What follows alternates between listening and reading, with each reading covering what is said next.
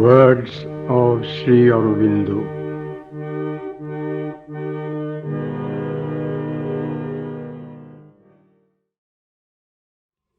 Basic requisites of the path. I should like to say something about the divine grace. For you seem to think it should be something like a divine reason acting upon lines not very different from those of human intelligence. But it is not that. Also, it is not a universal divine compassion either, acting impartially on all who approach it and acceding to all prayers. It does not select the righteous and reject the sinner.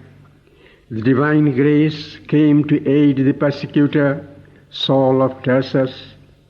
It came to Saint Augustine the profligate, to Jagai and Madhai of infamous fame, to Bilva Mangal and many others whose conversion might well scandalize the puritanism of the human moral intelligence. But it can come to the righteous also, curing them of their self-righteousness and leading to a purer consciousness beyond these things. It is a power that is superior to any rule, even to the cosmic law. For all spiritual seers have distinguished between the law and grace.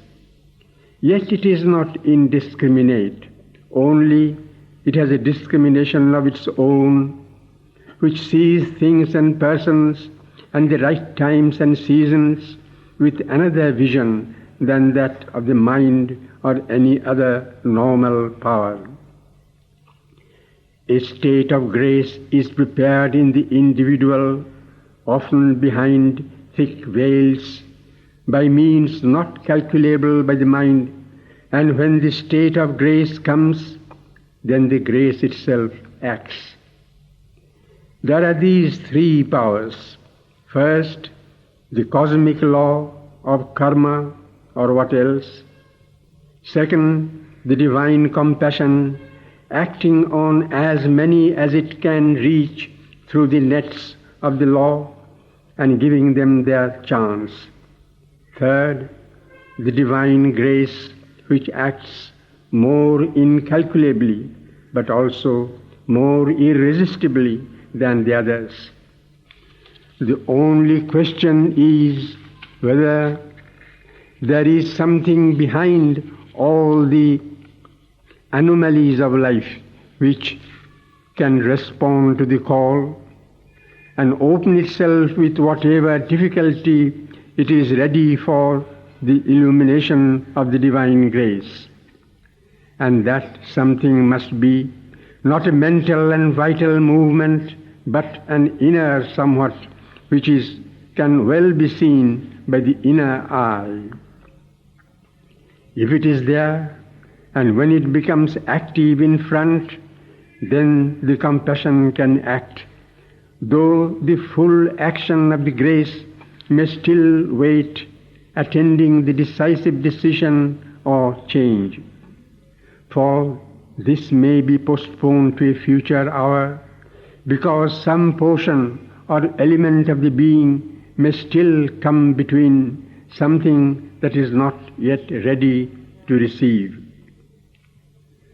But why allow anything to come in the way between you and the divine? Any idea, any incident? When you are in full aspiration and joy, let nothing count, nothing be of any importance except the divine and your aspiration. If one wants the divine quickly, absolutely, entirely, that must be the spirit of approach, absolute, all-engrossing, making that the one point with which nothing else must interfere.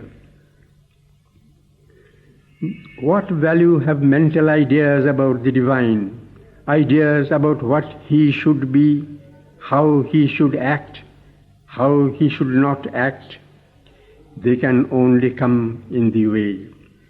Only the divine himself matters. When your consciousness embraces the divine, then you can know what the divine is, not before. Krishna is Krishna. One does not care what he did or did not do. Only to see him, meet him, feel the light, the presence, the love and ananda is what matters. So it is always for the spiritual aspiration. It is the law of the spiritual life.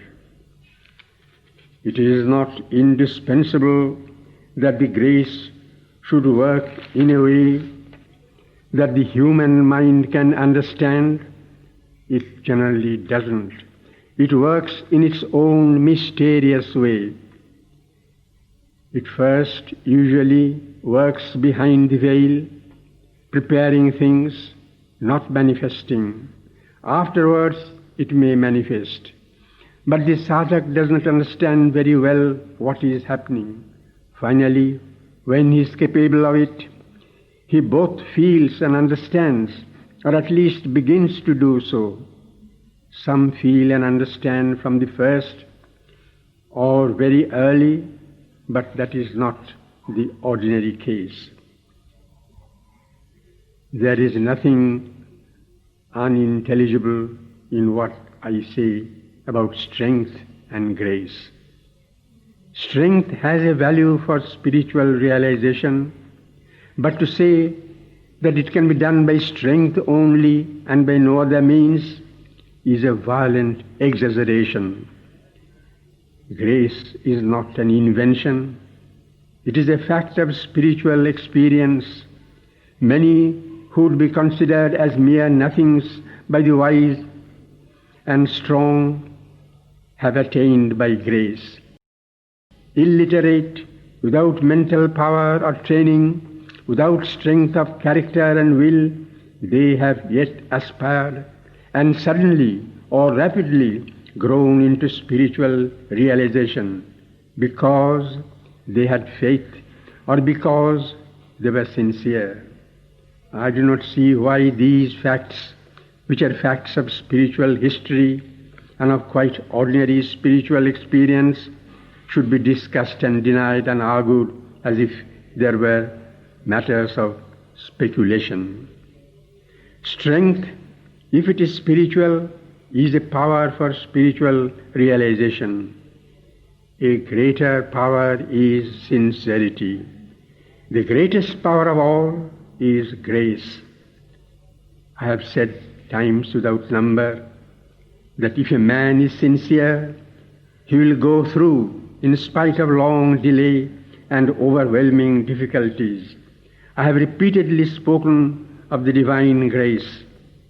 I have referred any number of times to the line of the Gita, I will deliver you from all sin and evil. Do not grieve.